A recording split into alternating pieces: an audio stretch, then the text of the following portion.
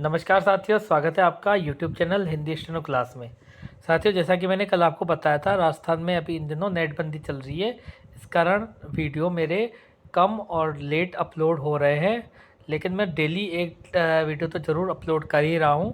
तो चलिए, आज की डिक्टेशन भी 90 शब्द प्रति मिनट के हिसाब से 10 मिनट की डिक्टेशन है, जो कि मासिक पत्रिका से है। कल मैंने डिक्टेशन जो अपलोड की थी वो लीगल मैटर था। आज जो डिक्टेशन में अपलोड कर रहा हूँ वो जर्नल मैटर है, मासिक पत्रिका से। आप इसे लिखें, इसका अनुवाद करें। इलाहाबाद उच्च न्यायालय में स्टेनो की जो भर्ती के एग्ज़ाम होगा उसमें जो बैठ रहे हैं उनके लिए बहुत सहायक सिद्ध होगी ये डिक्टेशन। तो मैं उनसे वही निवेदन करना चाहूँगा कि वो उस डिक्टेशन को लिखें, अनुवाद करें। और अन्य साथी भी जो आगे चल के शॉर्टन के एग्ज़ाम देना चाह रहे हैं या एग्ज़ाम में अपियर होने वाले हैं, उनके लिए भी ये डिक्टेशन बहुत सहायक है। तो चलिए, आपका ज़्यादा समय नहीं लेते, डिक्टेशन पे आता हूँ। डिक्टेशन पे आने से पहले आप लोगों से मेरा विनम्र निवेदन है कि अगर आपको मेरी डिक्टेशन अच्छी लगे तो प्लीज़ मेरे चैनल को लाइक सब्सक्राइब करें। और अगर आपकी तरफ से लाइक सब्सक्राइब नहीं आ रहे हैं तो इसका मतलब आप लोगों को मेरी डिक्टेशन सही नहीं लग रही है, और कल के वीडियो में भी मेरे को कोई लाइक सब्सक्राइब नहीं मिले हैं, तो इसका मतलब मेरी डिक्टेशन आप लोगों को पसंद नहीं आई है। मैं कोशिश करूँगा और आपको अच्छी डिक्टेशन प्रोवाइड कराऊँ। तो चलिए, अभी के अब अपन डिक्टेशन पे आते हैं। तो चलिए साथियों, डिक्टेशन के लिए तैयार हो जाइए। Yes, dictation start.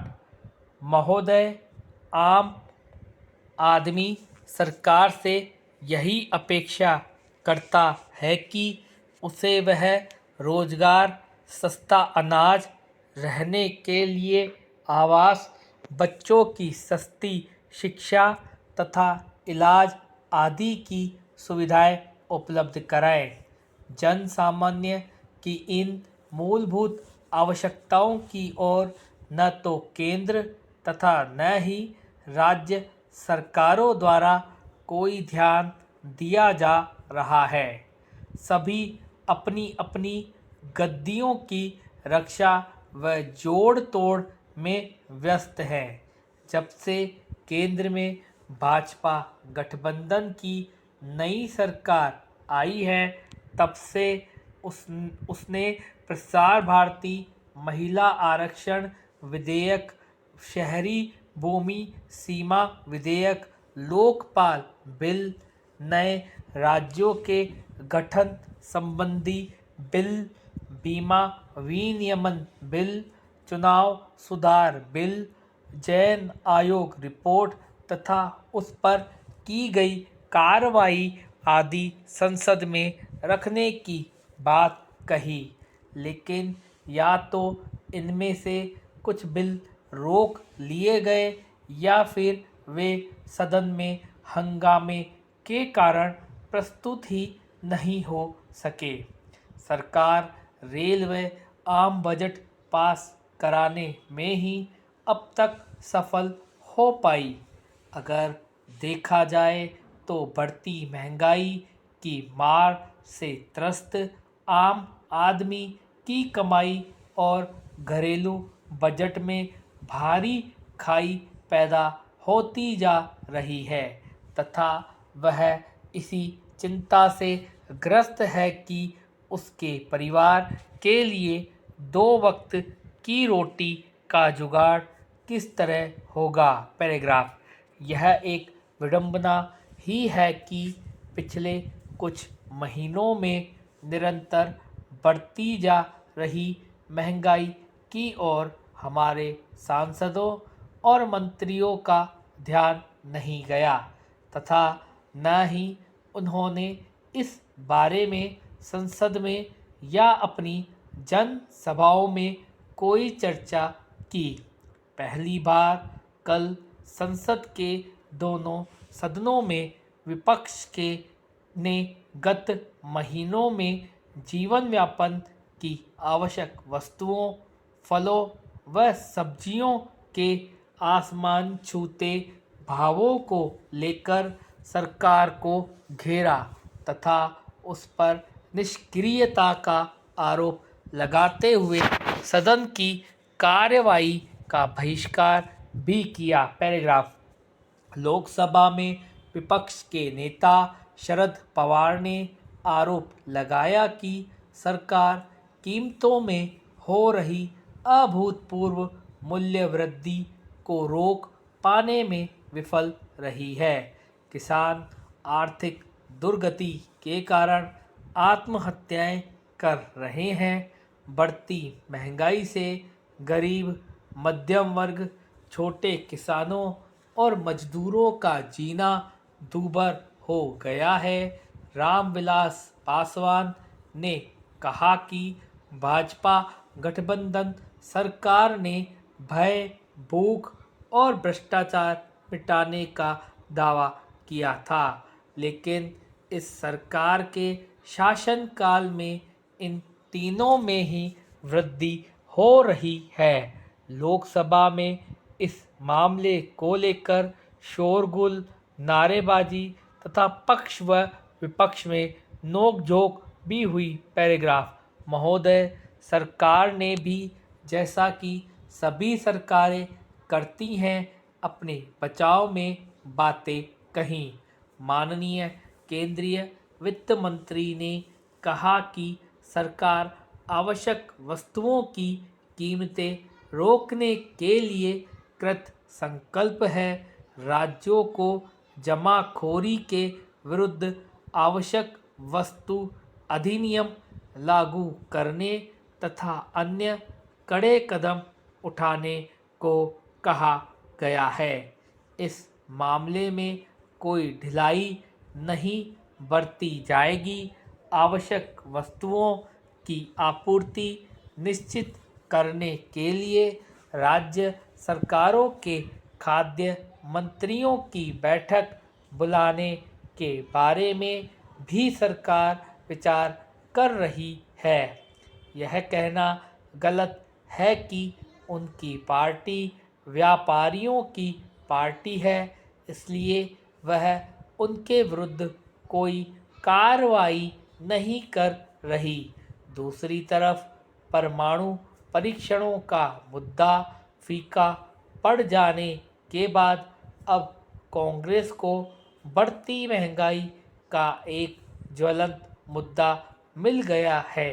कांग्रेस ने कल दिल्ली में महंगाई विरोधी रैली की, जिसमें देश के विभिन्न भागों से आए 1.25 लाख से अधिक लोगों ने भाग लिया। देश की पीड़ित जनता की ओर से वे सत्ताधारियों से पूछना चाहते हैं कि उनकी दिशाहीन नीतियों से किसे हानि हो रही है। कमर तोड़ महंगाई से किसका चूल्हा ठंडा पड़ा है। सरकार चलाने वाले अपनी खिड़कियों से बाहर झांकने का प्रयास करें कि उनकी जनता पर क्या बीत रही है। श्रीमती सोनिया गांधी ने मंडी हाउस के सभा स्थल से 6 किलोमीटर पैदल चलकर जुलूस के साथ राष्ट्रपति भवन गई और वहां राष्ट्रपति श्री नारायणन को बढ़ती महंगाई, सरकार के कुशासन और बढ़ रही अराजकता के खिलाफ एक ज्ञापन भी दिया। कांग्रेसियों द्वारा निकाले गए जुलूस में दिल्ली की हालत खस्ता, प्याज महंगा, आदमी सस्ता के नारे व प्याज व आलू की झांकियां मुख्य आकर्षण थे। पैराग्राफ पर्याप्त समय बाद पहली बार शायद संसद सदस्यों तथा राजनीतिक दलों को महंगाई की मार से त्रस्त जनता की चिंता हुई है। वैसे देखा जाए तो विपक्षी दलों व उनके सांसदों को जनता की चिंता उतनी न रही हो जितना कि कोई मुद्दा हाथ लगने की। महंगाई के रूप में उन्हें यह मुद्दा मिल गया है।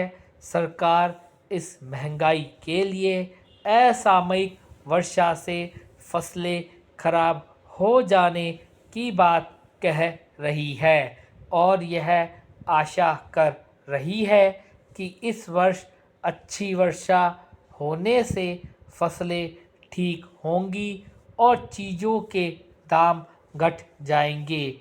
लेकिन एक बात सीधी है कि जिन वस्तुओं के दाम एक बार चढ़ जाते हैं वे फिर इतने घटते नहीं हैं। पैराग्राफ। महोदय, भारतीय समाज की गिनती दुनिया के सबसे पिछड़े समाजों में होती है।